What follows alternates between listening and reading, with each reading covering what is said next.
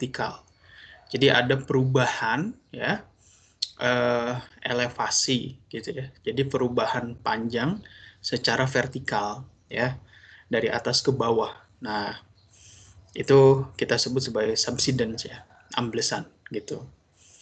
Nah, kemudian nanti di dalam amblesan itu sendiri itu sangat sering berkaitan dengan fenomena geologi gitu ya. Dan ini peran seorang geologi sangat penting sekali. Karena apa?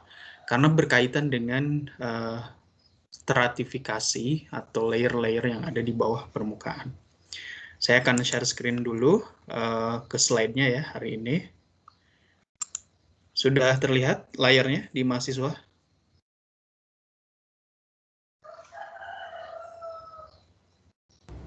Sudah, Pak. Oke, ya. Yang lain aman ya, sudah juga ya. Ya, ini bahasan terakhir seperti kata Ulrike tadi ya, terkait dengan expansive clay ya. Jadi tidak hanya di soil saja, tapi di rock juga bisa. Nah, istilahnya itu adalah clay bearing rock atau argillaceous rock ya. Itu golongan-golongan mudstone ya. Golongan-golongan batuan seperti clay ya, shale, kemudian ada juga silt ya, atau lanau gitu. Pokoknya yang ada kandungan clay particle ya. Kalau misal yang quartz grain ya, seperti sand, pasir gitu, dan gravel itu tidak mengalami ekspansif fenomena gitu ya. Dan ini meskipun tidak banyak diberitakan gitu ya, atau misal kalah tenar dengan gempa gitu ya, kalah tenar dengan erupsi, kalah tenar dengan tsunami, tapi kerugiannya ternyata sangat-sangat besar sekali sebenarnya gitu. Bahkan bisa jadi kalau kita membangun satu kompleks bangunan vital negara gitu, itu menjadi kewalahan gitu ya. Saya sering menyebutkan beberapa case gitu ya. Itu diantaranya Jalan Tol Semarang ya, Bawean gitu, kemudian Cipularang ya, ada juga pilar Jembatan Cisomang di Jawa Barat, dan yang dekat dengan Jakarta itu ada di Hambalang gitu ya, di Bogor. Dan termasuk di tempat-tempat yang memiliki karakteristik montmorillonite-nya tinggi gitu ya. Kandungan mineral swellingnya tinggi gitu, swelling clay-nya. Salah satunya juga ada di Nusa Tenggara, di Kupang, 8 badan antariksanya Indonesia gitu ya. Itu berencana mengganti observatorium nasional yang saat ini lokasinya ada di Boca ya, di Lembang, Bandung. Itu akan diubah, dipindah ke Kupang sana ya. Nah, di sana karena Bandung sudah banyak polusi cahaya, jadi pengamatan bintangnya tidak clear. Nah, itu dibangun di Kupang, tepatnya di Gunung Timau ya, dekat-dekat ke Timor Leste. Karena di sana jarang sekali hujan dan langitnya sangat cerah sekali, dan pengamatan bintang luar biasa sekali. Waktu saya ke sana, ketika nginep gitu ya, kita bisa lihat galaksi Bima Sakti dengan sangat-sangat jelas ya. Itu sangat jelas sekali gitu. Problemnya adalah keberadaan formasi Bobonaro. Nah, formasi Bobonaro gitu ya, itu mengandung clay ya, clay mineral. Dan bayangkan bangunan yang diproyeksikan 100 tahun untuk pengamatan bintang di Indonesia berada pada material yang seperti itu. Tentu objek vital negara, strategis sekali kan, harus diperhatikan terkait kejadian swelling itu. Ya, silakan, ada pertanyaan? Tadi ada yang bersuara.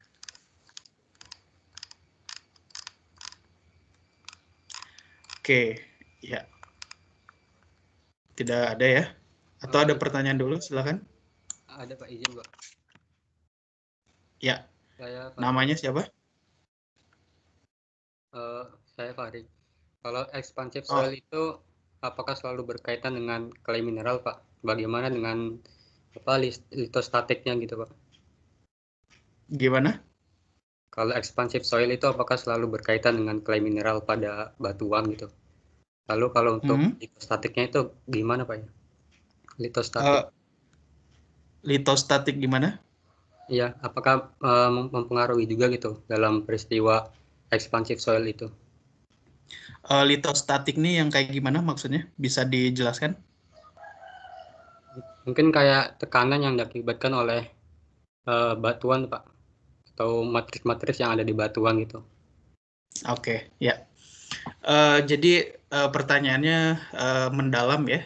Eh, jadi begini, yang harus dipahami bahwa kenapa ada fenomena swelling ya atau fenomena ekspansif, yang paling utama itu adalah keberadaan clay mineral. Nah, ingat baik-baik ya. Jadi fenomena ekspansif atau mengembang itu ya, itu sangat ya relate disebabkan oleh keberadaan clay mineral. Nah, itu yang dipegang ya, dipegang terlebih dahulu. Akibat clay mineral ya. Nah, sekarang kedua, litostatik kan tadi katanya akibat loading atau kontak antar butir. Pertanyaannya adalah begini, clay mineral itu bukan berbentuk butir, gitu. Dia berbentuk lempengan seperti kapas. Kalau kemarin kita lihat di SEM itu, scanning electron microscope, dia berbentuk seperti kertas lembaran HVS itu. Sangat halus gitu kan. Tentu macam-macam kan, kaulinit seperti apa, ilit seperti apa. Tapi intinya dia berbentuk plate, lempengan, bukan berbentuk grain butir gitu. Nah, karena dia clay mineral berbentuk plate tadi, itu susunannya terdiri dari molekul oktahedral gitu ya, kemarin kita lihat, dan juga tetrahedral. Nah, ruang di antara susunan itu disediakan khusus ketika ada air. Ya, kalau ada air, ya antar plate-nya itu akan terisi oleh air, gitu. Nah, apakah pembebanan akan menyebabkan terjadinya expansive soil, gitu ya? Ide utamanya itu adanya reaksi antara air dengan mineral lempung, gitu. Ide utamanya itu. Jadi ide utamanya adalah ada clay mineral, ketemu air, reaksi kimia, terjadilah swelling, gitu. Kalau masalah pembebanan dan sebagainya, gitu ya. Nah, kalau misal di sana tidak berkaitan dengan keberadaan air, ya tidak akan menyebabkan swelling, gitu. Jadi bayangkan ada satu lapisan, gitu ya, di sana banyak sekali clay mineralnya, tapi tidak ada muka air tanahnya ceritanya. Meskipun ada pembebanan gitu ya, atau ada kompaksi antar butir gitu ya.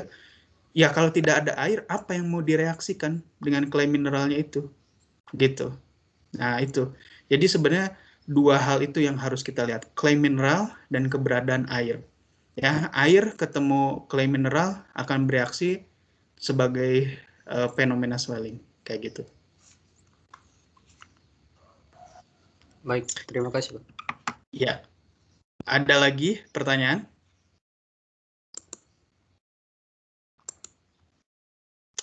Oke, kalau tidak ada kita lanjut.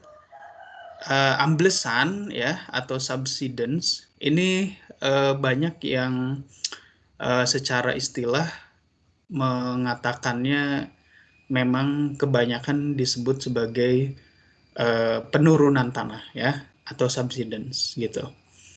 Nah, subsidence ya atau mungkin ada juga yang menyebut sebagai amblesan gitu ya. Itu dia adalah vertical deformation gitu. Kejadiannya bisa eh, luas ya atau dia bisa lokal. Nah, tergantung apa? Tergantung kondisi geologi di bawah permukaannya gitu.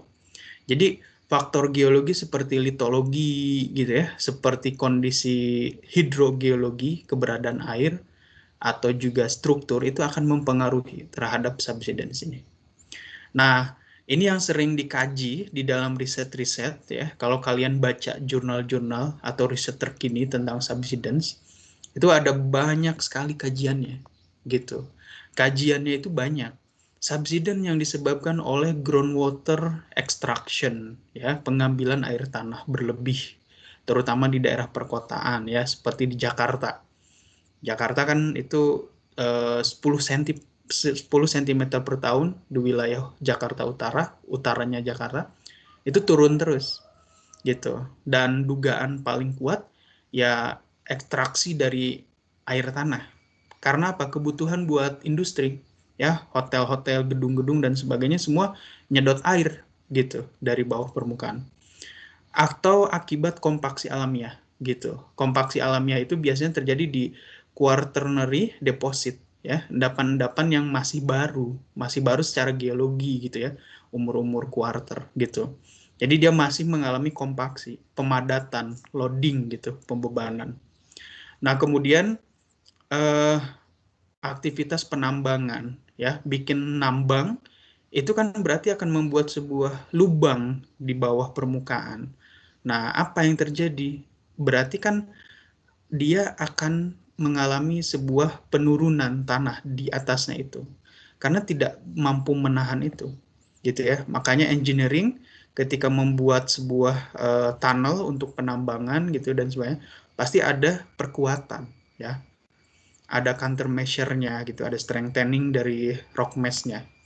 Kemudian ada reaksi air dengan batu gamping, ya, dengan limestone gitu. Itu bisa menghasilkan namanya pelarutan. Nah, ketika batuannya larut gitu ya, akan memunculkan apa namanya gua-gua gitu ya, lubang-lubang, kemudian makin membesar dan di sana bisa collapse, ya. Dan sangat khas sekali kita sebut sebagai sinkhole gitu ya. Atau bisa akibat likuifaksi, ya, yang ditrigger oleh gempa bumi. Itu juga bisa menyebabkan penurunan tanah, subside tadi. Nah, ini sangat ikonik sekali di California, ya. Kalau kita lihat gambar yang paling kanan ini, ya, itu adalah satu tiang yang dia menandakan land level, ya. Jadi permukaan tanah tahun 1925 itu di sini, ya. 55 turun, ya. 63 turun, 75 turun. Gitu. Ini sekitar 8 meter. Ya, ini di Sanjoken Valley, ya, di sini. Yang warna biru ini area yang sangat-sangat tinggi sekali subside-nya gitu. Kalau yang di arsir yang tidak terjadi subsidence gitu ya. Jadi penurunan tanah. Jadi dia sifatnya vertikal. Namanya juga turun, ya, turun ke bawah gitu ya. Jadi dia vertikal. Vertical deformation. Ya, awalnya seperti ini, ya, ketinggian tanahnya, kemudian dia turun gitu loh, ya. Nah, ini akibat dari groundwater, ya, extraction atau pengambilan air tanah yang berlebih, ya, di California gitu. Bayangkan 8 meter selama 50 tahun turun gitu loh, ya. Jadi dulunya ya ketika ini tahun 1925 ya California, terutama di sini San Joaquin ini, ya tanahnya segini gitu loh. Harusnya kita berdiri di sini nih, ya, permukaan. Tapi dia turun terus sampai tahun 1975. Nggak tahu kalau sekarang, mungkin turun lagi gitu. Nah, ini akibat dari pengambilan air tanah. Seperti apa ilustrasinya? Jadi ilustrasinya seperti ini. Kalau kita mengambil air, ya, air itu kan groundwater itu kan ada di bawah tanah. Dan groundwater itu kalau kita zoom, ya, akan memperlihatkan bentukan dari lapisan yang mengandung air mengisi di antara pori butir gitu ya. Seperti ini. Apa yang terjadi, ya, ketika airnya diambil? Nah, yang terjadi ketika airnya diambil, si butir ini akan mengalami kompaksi gitu. Ya, dia akan range ulang gitu loh. Karena yang tadinya dia ada airnya kosong, ya tentu ruang kosong itu akan ditempati oleh butir tersebut. Jadi lebih locking lagi gitu. Nah, manifestasinya di permukaan itu dia tanahnya turun gitu. Nah, itu kurang lebih kayak gitu. Yang terjadi di Jakarta, di Semarang, bahkan tadi di California, itu adalah eh, pengambilan air tanah yang berlebih.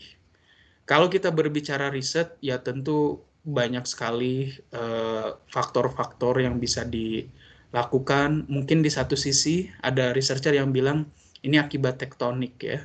Jadi sebuah proses degradasi landform gitu ya. Kemudian dia terlihat seolah-olah tanahnya subside gitu ya. Kemudian dari segi orang hidrogeologi itu akan banyak melihat pengambilan air tanah ini sebagai satu kajian khusus gitu ya. Dan mungkin ada faktor-faktor yang lain juga gitu ya yang bisa menyebabkan ini.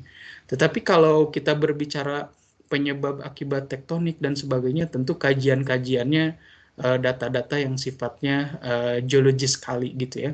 Kalau kita ingin melihat gambaran yang lebih nyata gitu ya, bisa terlihat oleh mata kepala kita sendiri ya, ilustrasinya seperti ini. Jadi itu airnya diambil gitu ya, ruang antar porinya kemudian juga menjadi kosong, tidak ada air lagi, dan dia ya menyusun ulang gitu ya.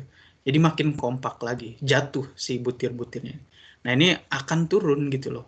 Ini kan hanya ilustrasi saja, kurang lebih kayak gitu. Jadi pengambilan air tanah berlebih. Ini ada satu disertasi penelitian gitu ya, di internasional juga sering dikaji gitu ya. Secara hidrogeologi sangat memungkinkan sekali gitu terjadinya subsidence gitu ya akibat pengambilan tanah berlebih.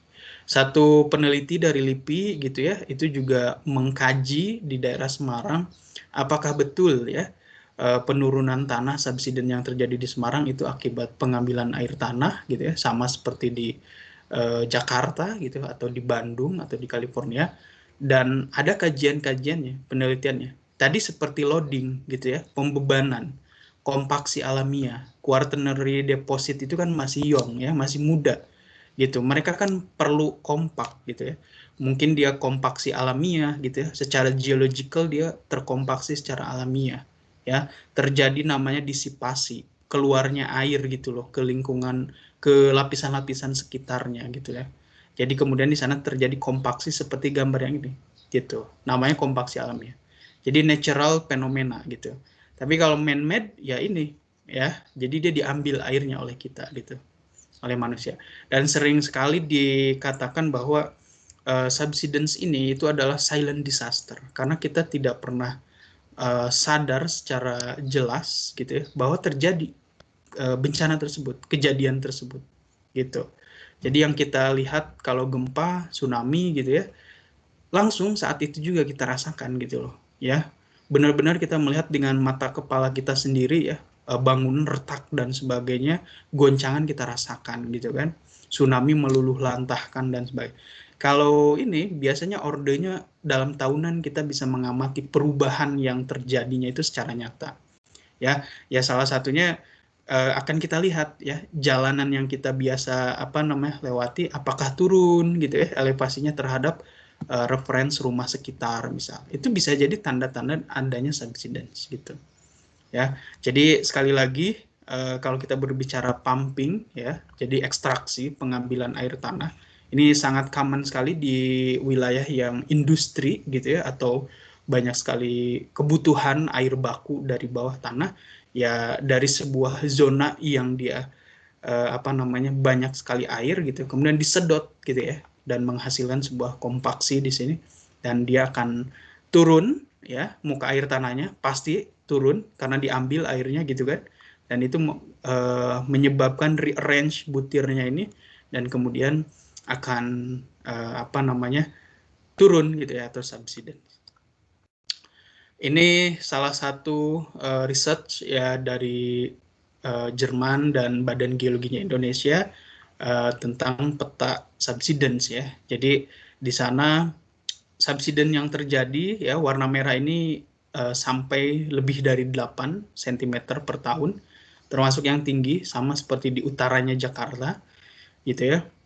Ada kemungkinan ya itu akan terus berlanjut sampai waktu-waktu mendatang, dan kita tidak pernah tahu apa yang terjadi di daerah-daerah pesisir, apalagi kota-kota besar seperti Semarang dan Jakarta ini.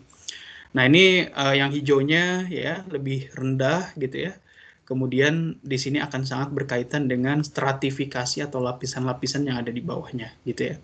Jadi biasanya material atau lapisan yang mengandung ya zona dari jenuh air gitu, itu sangat favorit sekali buat orang-orang diambil airnya gitu loh, ya. Tempat yang datar gitu ya, kemudian ngambil air muka air tanah dangkal, kan itu senang banget orang. Biasanya hidup di sana sangat senang sekali gitu. Karena gampang gitu kan nyari airnya tinggal ngebor ke dalam gitu, muka air tanahnya dangkal. Tapi ya problemnya itu bencana itu sendiri gitu.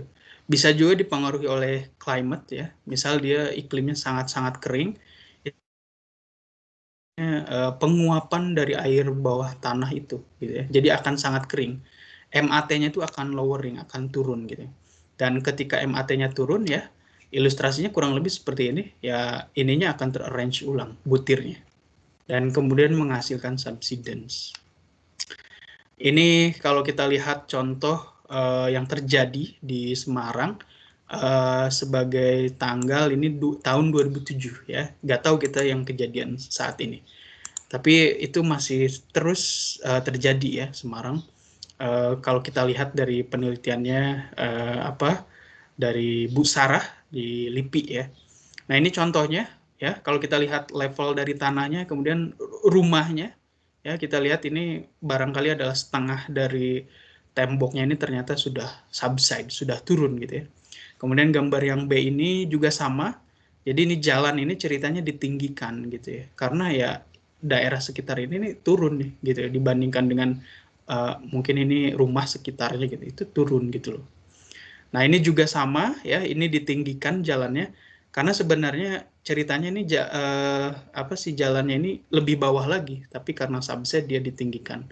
Jadi agar ya inilah apa namanya mengatasi masalah subside ini.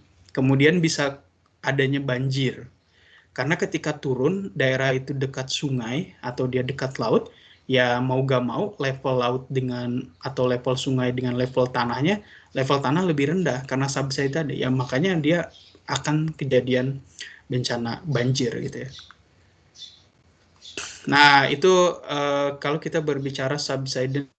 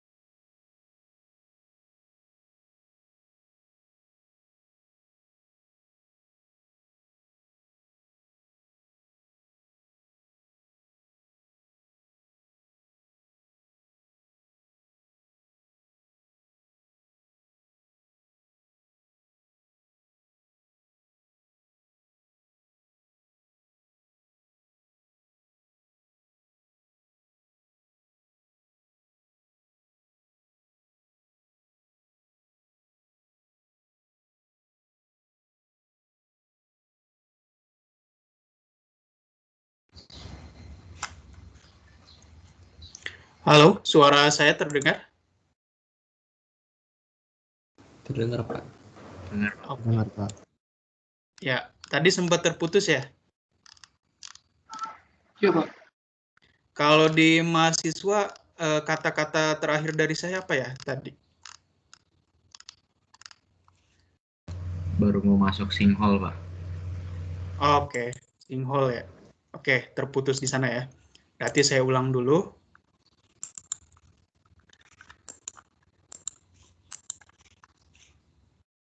Layarnya sudah terlihat kembali di mahasiswa.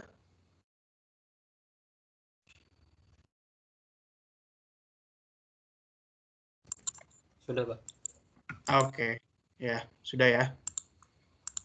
Ya, kita lanjut lagi. Sinkhole ya, itu akibat pelarutan dari batu gamping ya. Jadi dia sangat bereaksi sekali antara air gitu ya dan juga mineral karbonat ya di batu gamping gitu. Dan kemudian akan menghasilkan pelarutan. Nah, pelarutan inilah yang kita lihat sebagai cave ya atau gua ya. Jadi ada gua-gua di bawah tanah dan dia masih disupport oleh keberadaan dari groundwater ini. Ya. Ada retakan-retakan dan retakan ini menyebabkan jalur air tersebut semakin berkembang gitu. Ya. Jadi bahaya nggak? Bahaya ketika dia lowering groundwater-nya. Ya. Jadi di sini ada cave yang dia itu masih disupport oleh keberadaan groundwater. Ketika groundwater-nya hilang atau lowering ini jatuh, turun, itu akan collapse ya.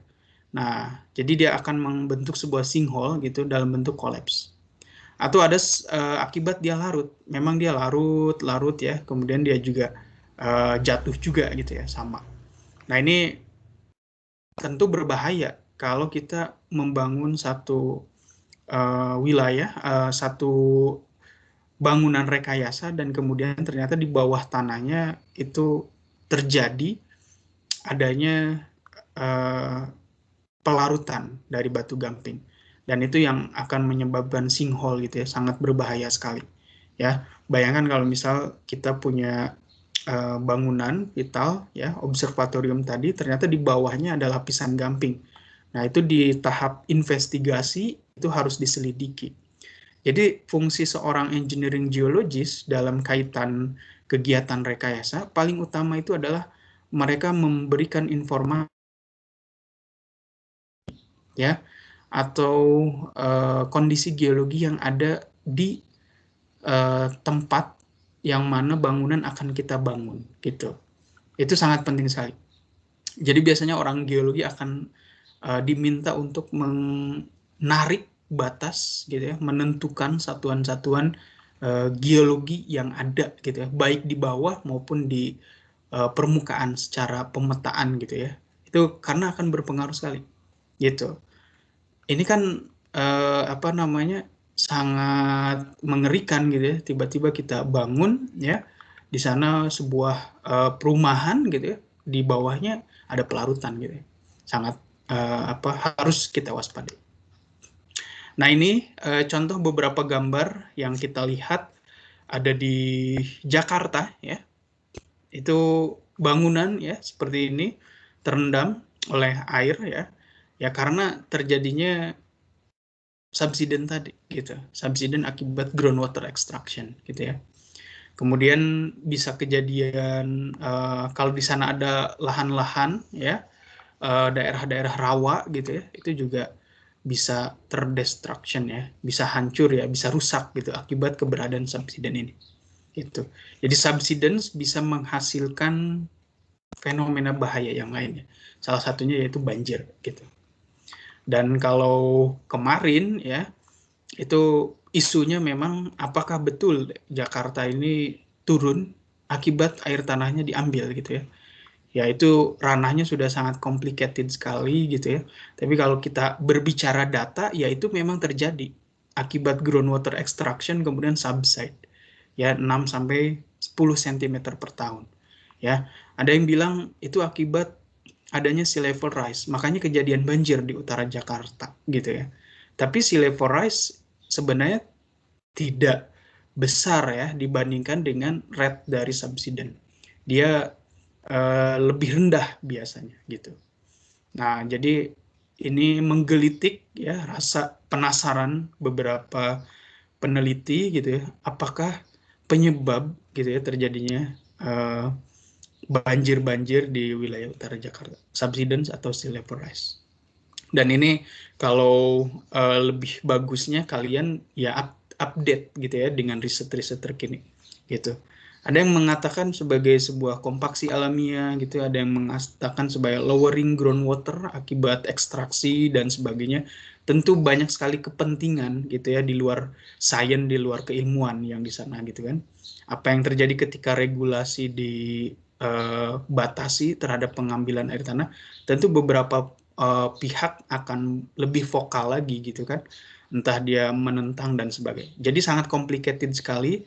Yang jelas kalau seorang saintis geolog gitu ya, kita kemukakan based on evidence aja yang ada seperti itu.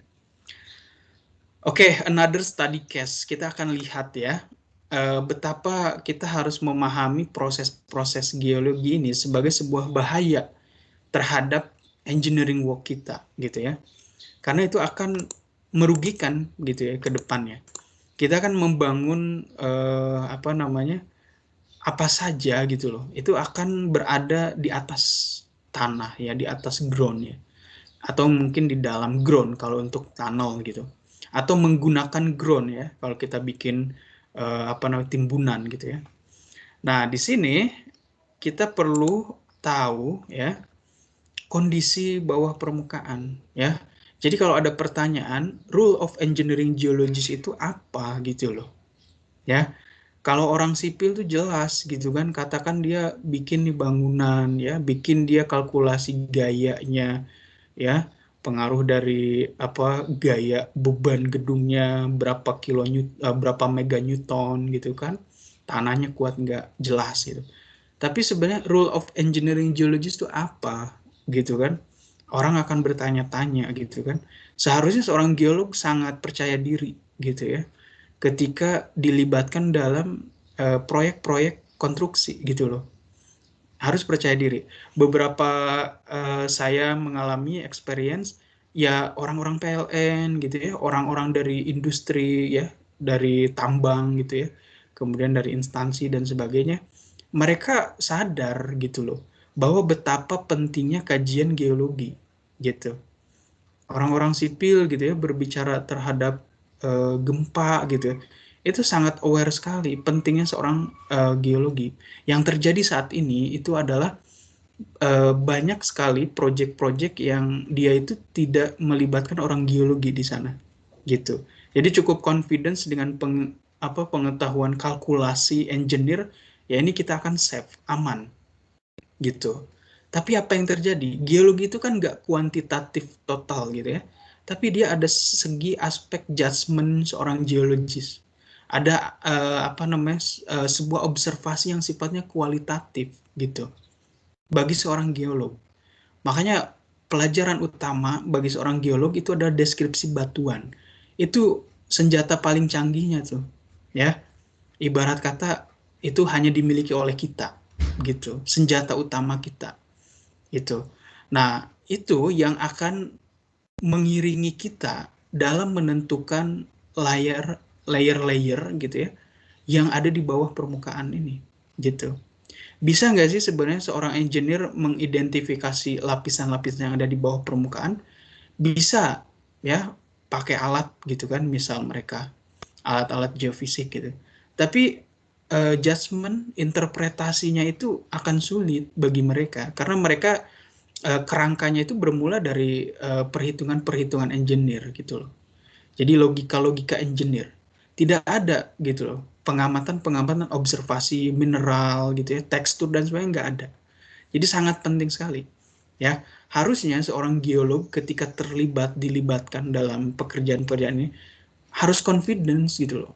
Harus percaya diri gitu loh. Jangan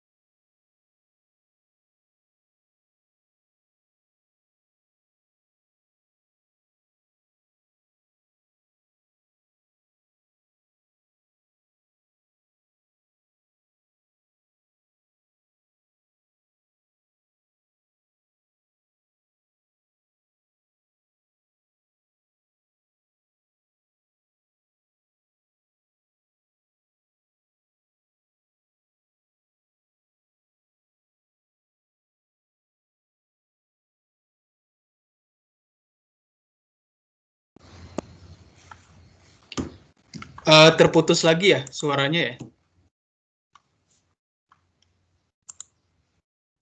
Iya Pak, tadi terputus. Oke. Kata terakhir di mana?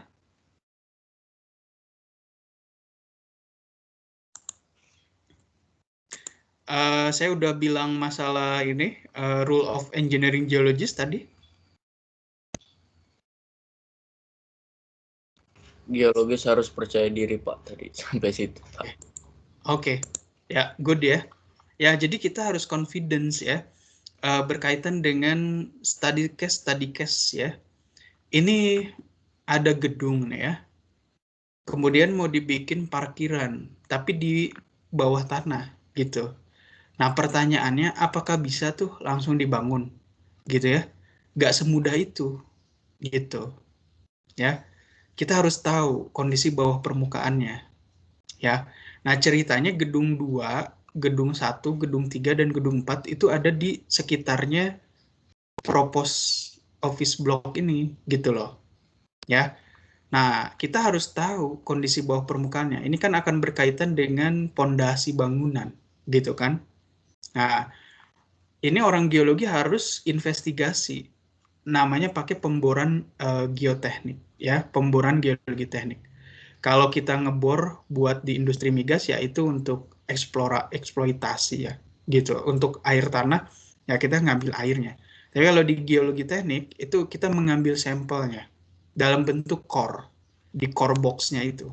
Nah, nanti kita akan melihat stratifikasinya seperti apa. Pakai metode geofisika bisa, tapi metode geofisika itu sebenarnya estimasi gitu. Lebih lebih apa namanya?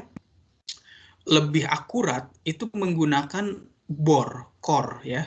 Core-nya itulah yang dideskripsi. Warna dari lapisannya, mineralnya apa, teksturnya seperti apa, ada diskontinuitas atau tidak. Itu yang diamati oleh seorang geologisnya. Kemudian itu akan menghasilkan sebuah stratifikasi. Nah, ini bangunan yang kedua ini katanya tidak ada pemboran. Jadi katanya dulu tuh ini ceritanya ya udah langsung bangun aja deh gitu loh, nggak ada investigasinya. Yang ini 4 juga sama, tapi ada beberapa data pemboran lama ceritanya. Jadi ada granit di sana, tapi granitnya lapuk. Jadi lapuk, kemudian ada bagian yang segar tentu dan bagian yang lapuk. Nah, kemudian yang bangunan 1 itu ada data pemboran, termasuk groundwaternya ketahuan.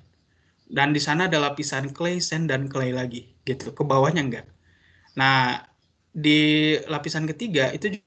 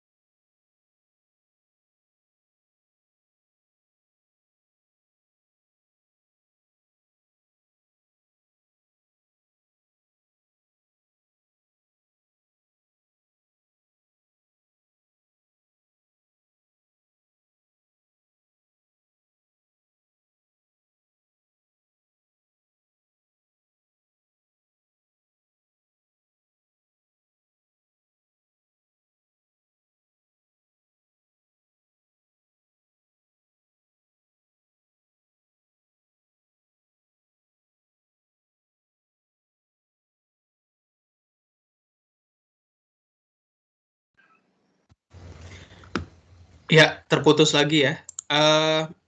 Mungkin saya tanya dulu kali ya. Mahasiswa ada kuliah lagi jam 10? Jam 11, Pak. Ada jam 11, Pak. Oke. Ya paling mungkin kita tutup kelasnya agak telat dikit ya, 5 menit atau 10 menit ya. Di tempat saya ini agak gangguan sinyal, nggak seperti biasanya. Padahal harinya cerah ya. Nanti coba deh kita selesaikan dulu ya. Oke, terakhir saya menampilkan gambar tentang propose sebuah building ya. Nah, di sini yang terjadi adalah kita harus mengidentifikasi bahaya geologi yang memungkinkan terjadi gitu. Nah, ketika kita punya lapisan clay, dia kan bukan clay stone, bener nggak? Dia bukan batuan lempung, tapi dia adalah sebuah unconsolidated sediment atau dia soil gitu ya, clay gitu. Ya, ceritanya dia adalah lapisan unconsolidated sediment. Jadi belum mengalami namanya diagenesa, ya, diagenetik. Belum adanya sementase di dalam pasir kemudian menjadi sebuah sandstone. Gitu. Artinya apa? Artinya dia masih lunak, masih memungkinkan untuk terjadinya kompaksi, ya. Jadi masih dia mengalami sebuah pemadatan terhadap dirinya sendiri gitu. Ditambah adanya bangunan-bangunan di atasnya, loadingnya ditambah. Artinya akan apa? Akan settle, akan terjadi penurunan, ya. Dia akan mengalami penurunan tanah gitu loh, gitu.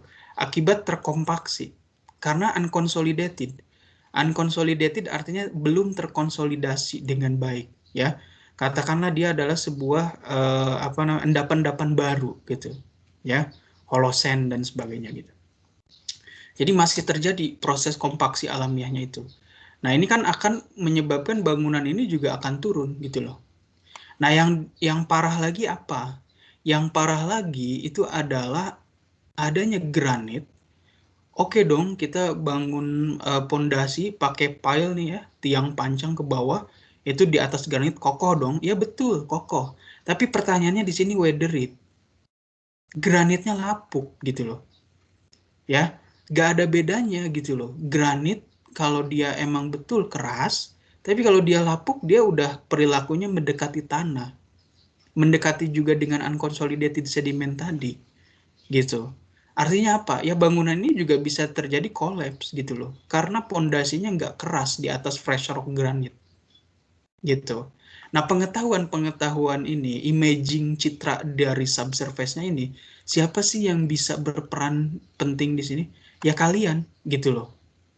Jadi seorang geologis.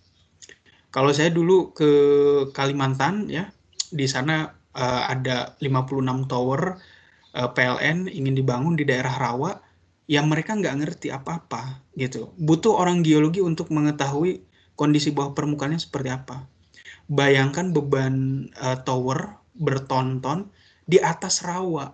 Ceritanya gimana mau ngalirin listrik ke pedalaman Kalimantan gitu. Di Pangalengan gitu kan, tower juga sama gitu. Terus di daerah-daerah yang lain gitu ya, seperti di Sulawesi gitu ya, Morowali juga.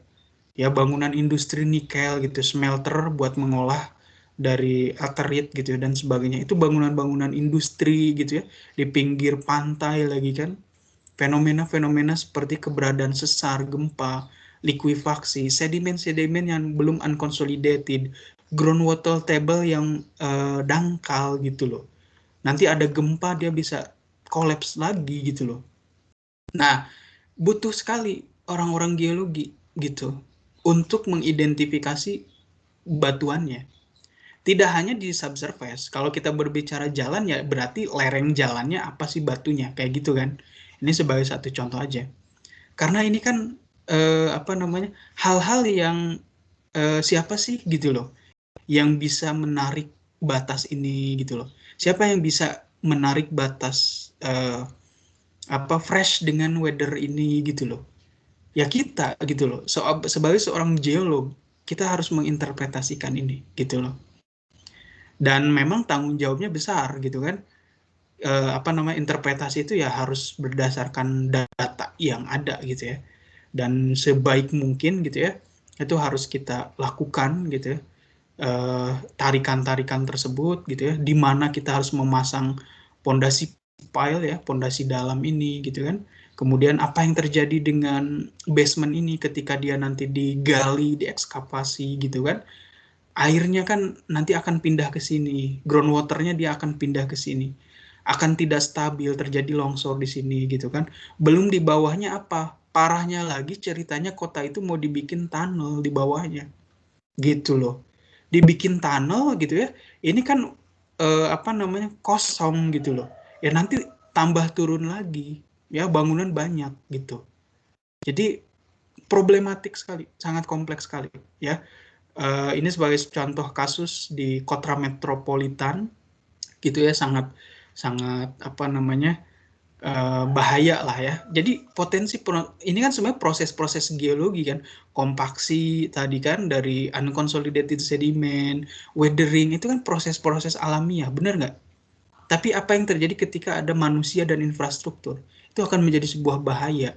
Penting sekali kita memahami proses geologi, ya batuannya, pembentukannya, ya perilakunya bagaimana gitu loh terhadap lingkungan ketika ada air, ketika ada pelapukan, ya dan sebagainya.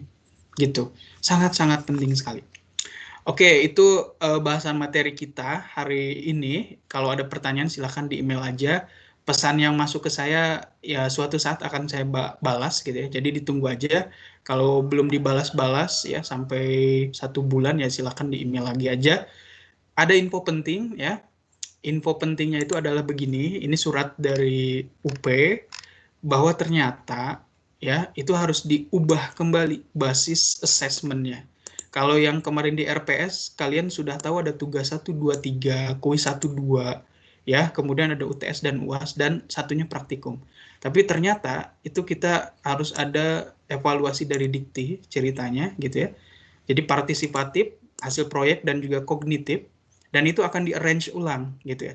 Infonya ini baru, ya, jadi 1 April, bulan ini banget, masih anget, gitu ya. Jadi mau gak mau, ini harus dirombak ulang. Seperti apa ajuannya untuk mata kuliah geologi teknik nanti akan saya jelaskan di pertemuan pekan depan gitu ya. Nanti apa komponen yang dipertahankan, apa komponen yang kira-kira akan diubah atau dimodif dan sebagainya dalam rangka mengikuti PD Dikti ini ya. Jadi pendidikan tinggi ini. Oke, seperti itu kayaknya ya. Jadi silakan kalau ada pertanyaan di kolom chat aja ya, atau boleh kirim email. Satu lagi yang mau saya titip pesan, ini titipan pesan saya untuk pembelajaran mandiri. Kalian bisa cari di SDM, di PUPR ya, di googling juga ada boleh gitu ya, atau di mana lagi ya, di BIG ya atau BMKG. Ini namanya adalah PUSGEN ya. PUSGEN itu apa sih? PUSGEN itu adalah Pusat Gempa Nasional. Ya. Jadi kita daerah yang rawan gempa ternyata kita sudah punya penelitiannya gitu ya.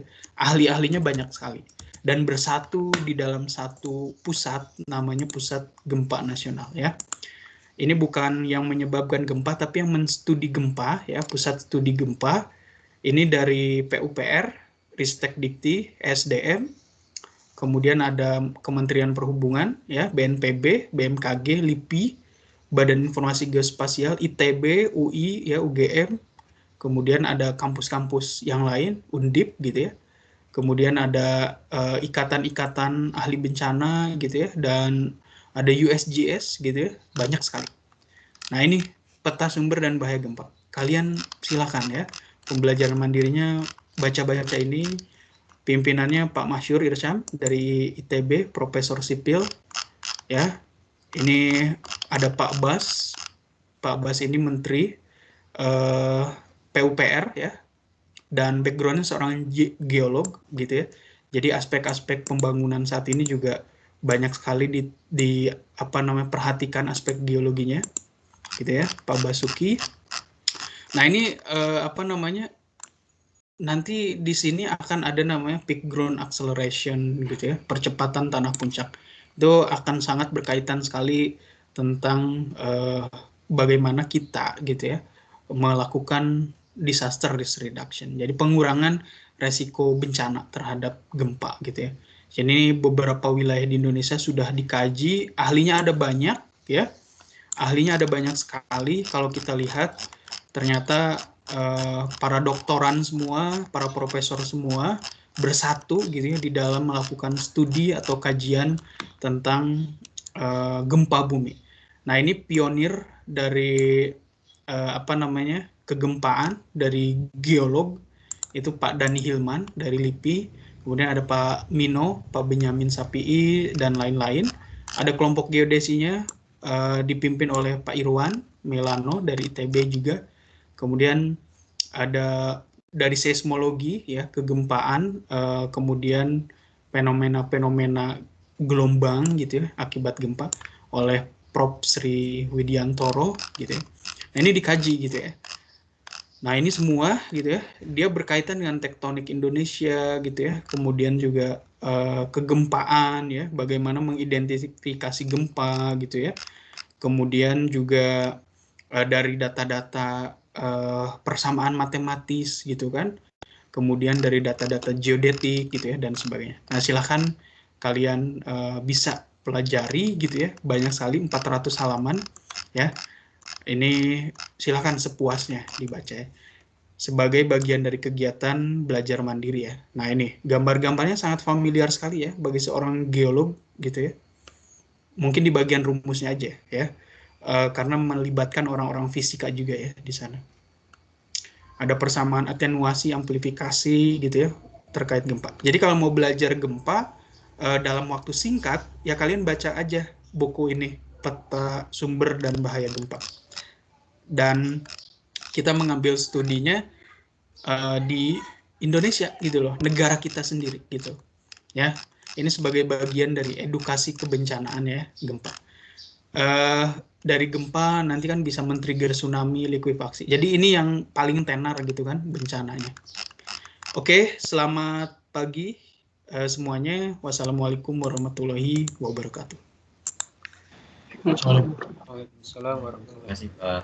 Terima kasih. Terima kasih, Pak.